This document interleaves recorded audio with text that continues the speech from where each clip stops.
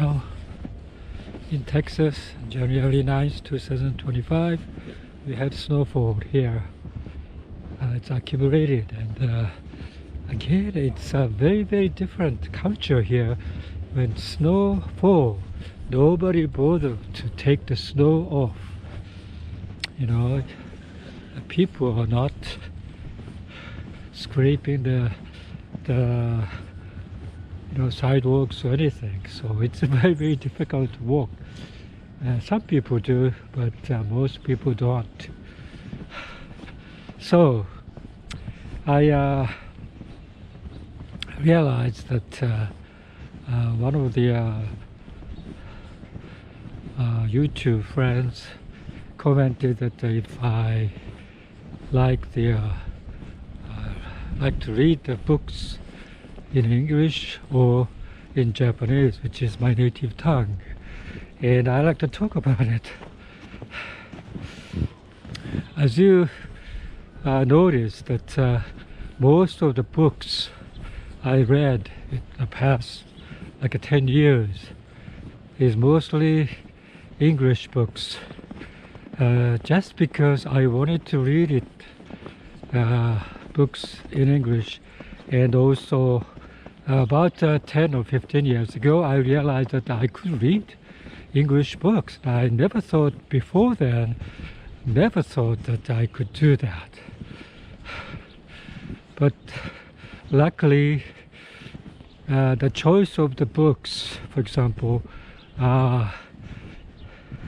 it's very, very easy to read English books for me now, especially like a easy book like Haruki Murakami's translated English book is very, very fun to read. So is Kazuo Ishiguro, and so is other writers like Charles Dickens, which is a classical books. But I was amazed how easy to read the books of that old English, but it's not old English. English hasn't changed that much. Thomas Hardy is very easy, very enjoyable read.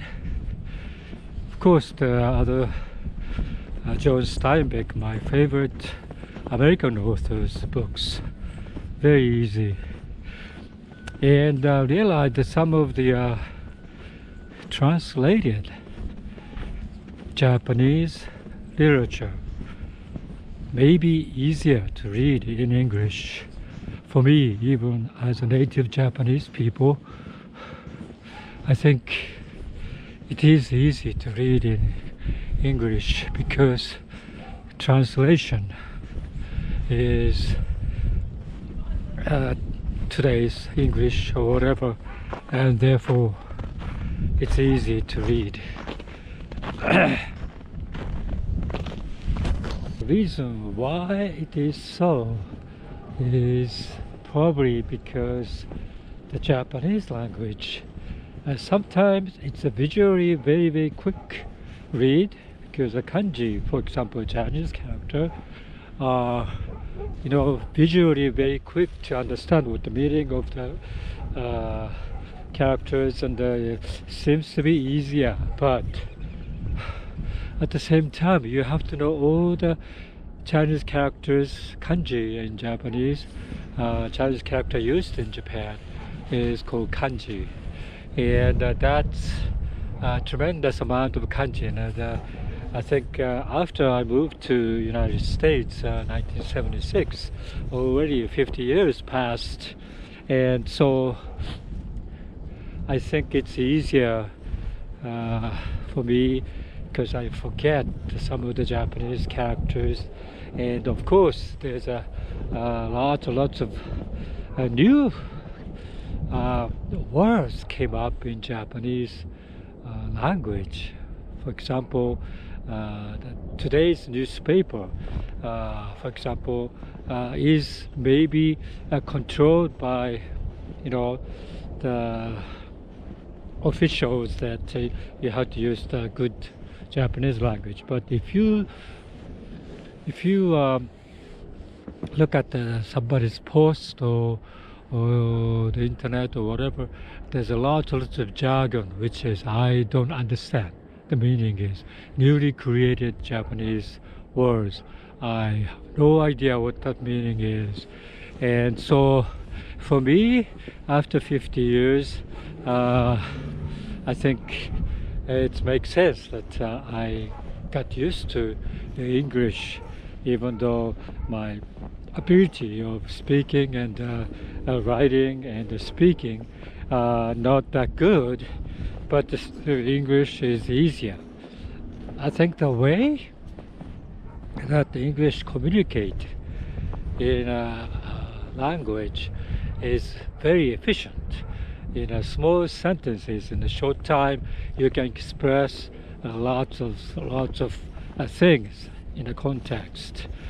Japanese is more slower to express your intentions in language, I would say. But that doesn't mean that English is probably easy language. I don't think that is true. English is very difficult too sometimes. But in a way that English became like an international language, I think there is a reason for it. I think it became international language because its traditions of English language starting long time ago, maybe like a Shakespearean plays and in general the literature, English literature is very well established, and it's not much changed since then, even though the Shakespearean language is very, very different from today's English, but it's not that much different.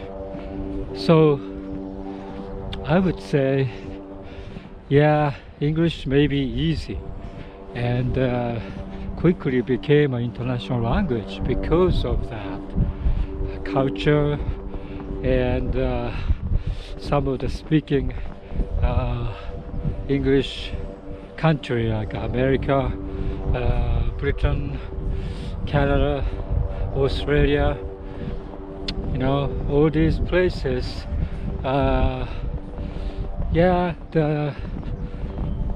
they speak English. Therefore, when I was in Japan, it was so difficult to study or learn English because there are so many English language. They import from outside and make it to a Japanese word or language, which is, of course, the pronunciation is like a Japanese pronunciation, and that's completely different from English pronunciation. And so we use those words, English words, in Japan, in Japanese way of reading, pronouncing it. And that caused lots of difficulty for me when I was in Japan. I thought, wow, so complicated, so difficult. And that's one of the reasons. I think most Japanese people are very eager to study the English, but very slow to accomplish the ability of speaking because of those difficulties. Translated English language to Japan. So I'm glad that I kind of switched to English and started to read the English books. In that way, I think you get much better opportunity to pronounce, to read the books in general, international books, because they are quickly translate to English. Although that is true for Japanese language too. They try to translate the all the international books to Japanese, and they are very successful in that. But it's much easier for Japanese people become more proficient in English, and they can speak as easy as Japanese native language, and as easy as reading Japanese books. I think that's probably great benefits for studying English, is to enjoy this international English culture. Like most of the popular movies, for example, are American films or maybe British films, and they're all in English. So if you interested in music, for example, now some of the most interesting popular music is American popular music. Therefore, it's easier for Japanese people also to learn English and become very proficient in English language. I think that's more beneficial for regular people, anybody. And for some reason, European countries are very, very quick to adopt English as a, second language, and very proficient. But for Japanese people, I think it still remains very difficult because of the culture, Japanese culture, that enforces, I don't know, more or less like a perfection or fluency in a level of the other native speakers. Otherwise, so you're not good in speaking or understanding Japanese in English. So that particular culture made it be good, because ever since I came to the US, there's a lot of foreign people there from China, South America, Mexico, Europe, all over the place. The English is not that good, but they speak. They are very good in speaking. So, yeah, that if you're not perfect, you're not good, so you want to perfect your language skill, then you can speak right outside, but otherwise you never speak. But that particular attitude is very, very bad, I would say. So yeah, I really convey the reason why you have to study English in Japan, especially because if you learn English, the wide open area is available for you. That's I really felt, from bottom of my heart. I started to enjoy, for example, the English theaters, American theaters, Broadway plays, musicals, all these things. It's so enjoyable. For example, musical is pretty much like a Broadway born thing, right? Okay, so wow, this is very deep here. Look at this, the drifted snow here. So if you think about this enjoyment. I felt it was tremendous because I thought that was the most enjoyable thing for me. Enjoying the cultural thing. The Broadway theaters are most vigorous, enjoyable things for me, and it still is. This year they made a film, The Wicked. The Wicked is a Broadway musical I never seen at the theater. Around that time, The Wicked came out, probably 1980s maybe. Around that time, the life became a little bit more busier or whatever, so I didn't have time.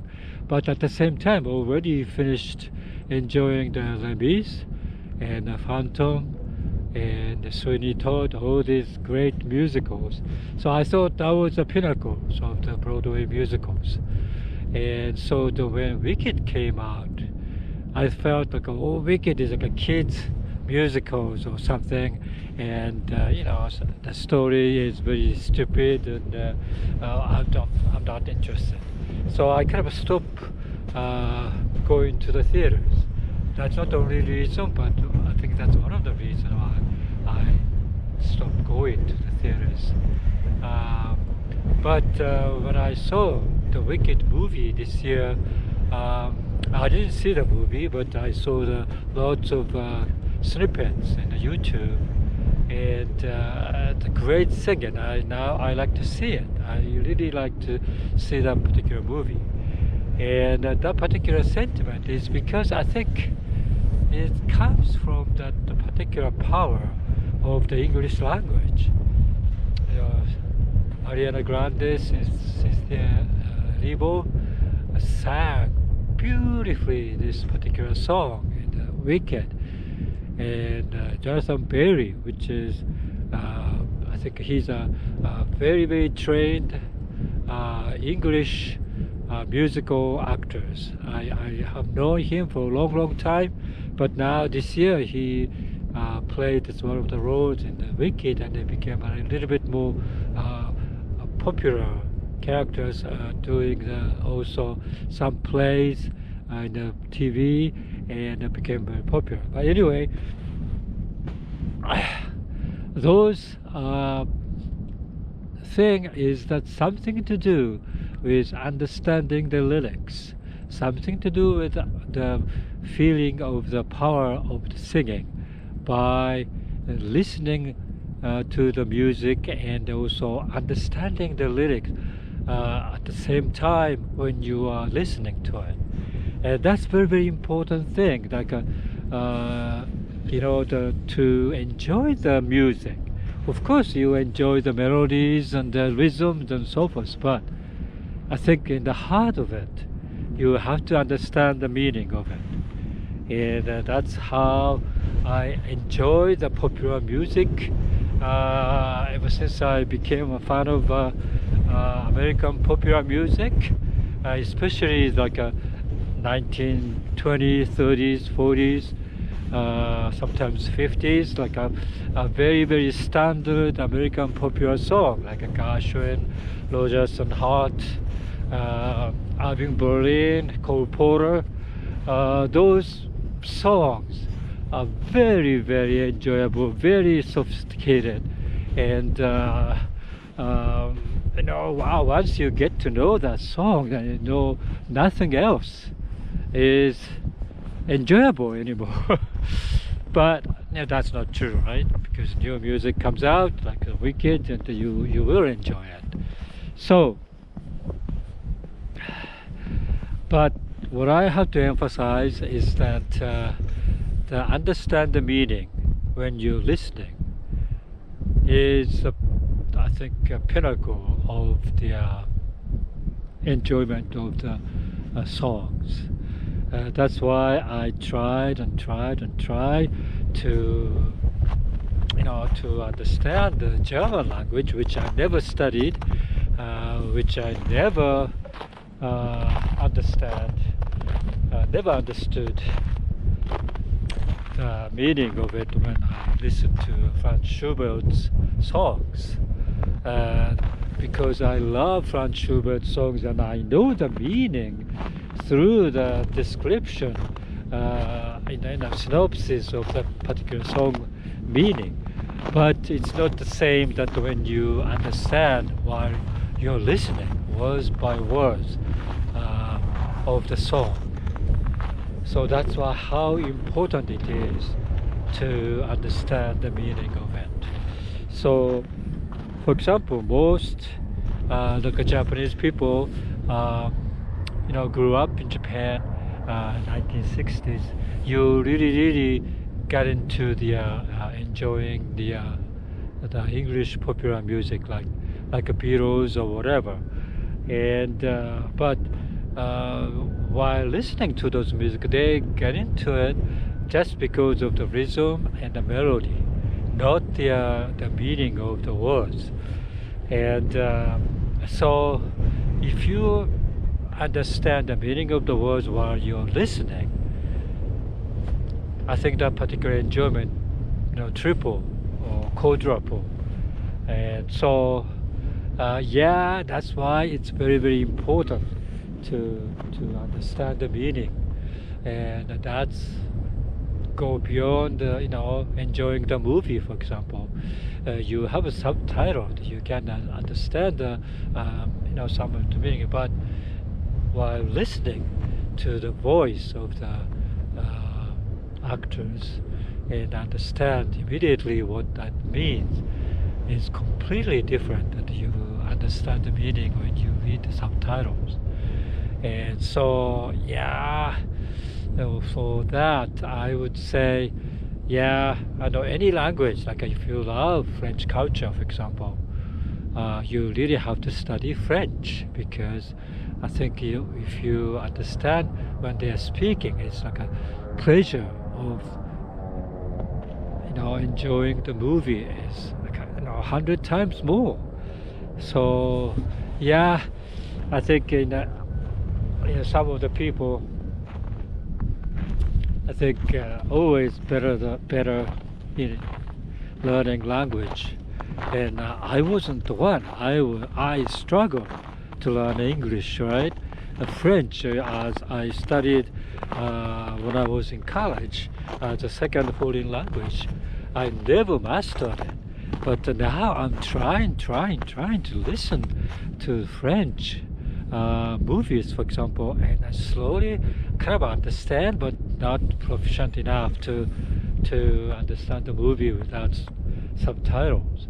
So that's my probably another goal. Maybe I have to study French to enjoy the French films, and I understand the German to enjoy the Franz Schubert songs, and Italian, to understand the Italian opera. And all these things, at least, if you have interest in those culture, I think you have to study for it. And that's why I kind of a message to the people who are English learner. I think, it's worthwhile to master the English language, to enjoy the movies, pop music, and the books. So please do so, especially even when you are older. I think there's still it's not too late to study those things. I think it's always those ability comes after your efforts, comes slowly better. I think that's probably it. So I would say language learning is, I think, everybody else's New Year's resolutions. I really think so. If you're interested in foreign countries, some other countries, like American who is interested in Japanese, for example, they really have to study Japanese, because to do so is like a tremendously beneficial, tremendously fun, tremendously enjoyable. And if you understand the language, of your choice, you get into more deeper and deeper to the history or the literature, culture, all these things, and that enhances very much about your everyday life.